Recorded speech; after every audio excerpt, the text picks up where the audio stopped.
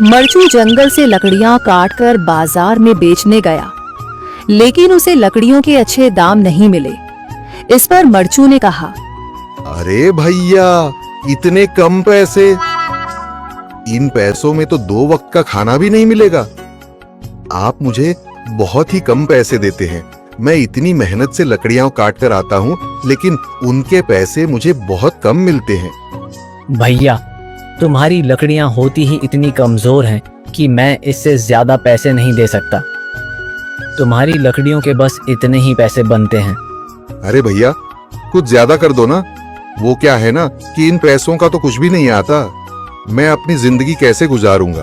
भैया, तुम जाकर अच्छी लकड़ियां लाओ, तभी इन लकड़ियों का अच्छा दाम मिल पाएगा, वरना इन लकड़ियों का तो यही दाम है। ये सुनकर मरचू बहुत ज्यादा परेशान हो गया और पैसे लेकर किराने की दुकान से सामान खरीदकर घर आ गया।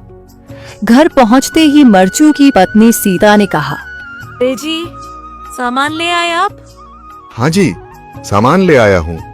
सीता के चेहरे पर खुशी छा जाती है, लेकिन जब उसने सामान देखा, जी, इसमें तो बहुत थोड़ा सामान है।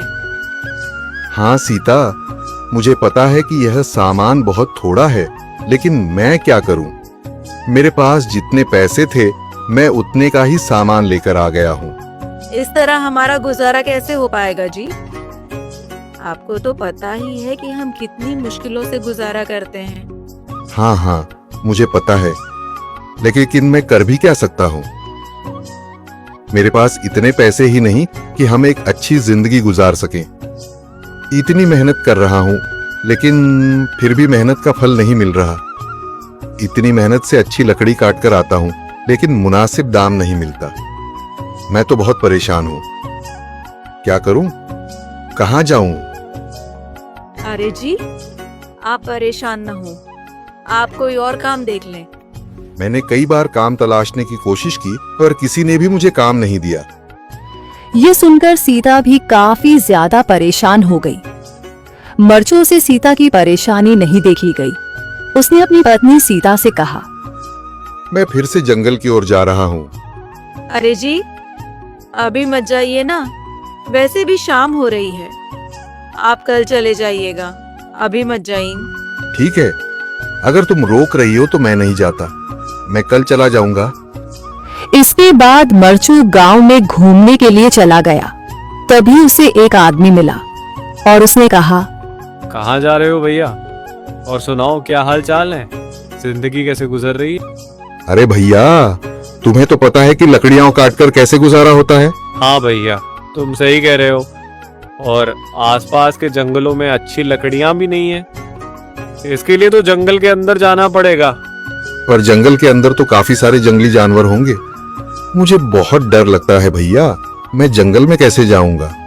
हाँ भैया, जंगली जानवर तो होंगे, लेकिन अच्छी लकड़ियां तो वहीं से ही मिलेंगी। ये सुनकर मरचू बहुत ज्यादा परेशान हो गया, लेकिन वह आदमी बिल्कुल ठीक कह रहा था। जंगल के किनारे की सारी लकड़ियां कट चुकी थीं। अब सिर्फ जंगल के अंदर ही अच्छी लकड़ियां बची थीं। अगली सुबह मरचू लकड़ियां काटने जंगल की ओर चल पड़ा। जंगल में आने के बाद मरचू ने कहा, अरे, यहाँ पर तो लकड़ियां ही नहीं हैं। वो आदमी सही कह रहा था, लकड़ियों के लिए तो जंगल के अंदर ही जाना पड़ेगा। और जंगल के अंदर जाना क्या सही रहेगा? मुझे तो बहुत डर लग रहा है, क्योंकि वहां पर तो काफी सारे जंगली जानवर होंगे जो खतरनाक होंगे। अगर आज मैं जंगल के अंदर नहीं गया तो मैं आज घर पैसे लेकर नहीं जा सकूंगा, और फिर जब पैसे नहीं होंगे तो गुजारा कैसे होगा? मरचू जंगल के बाहर खड़ा सोचता ही रहा और फिर उसने सोचा, अरे, यहाँ पर भी कोई मजबूत पेड़ दिखाई नहीं दे रहा जिससे मैं लकड़ियां काटकर घर ले जा सकूं। लगता है और अंदर जाना पड़ेगा। यही सोचकर मरचू जंगल के अंदर चला गया। अंदर जाने के बाद उसने इधर उधर पेड़ देखे, पर उसे कोई भी अच्छा पेड़ दिखाई नहीं दिया। यह सोचकर मरचू जंगल के और अंदर चला आया।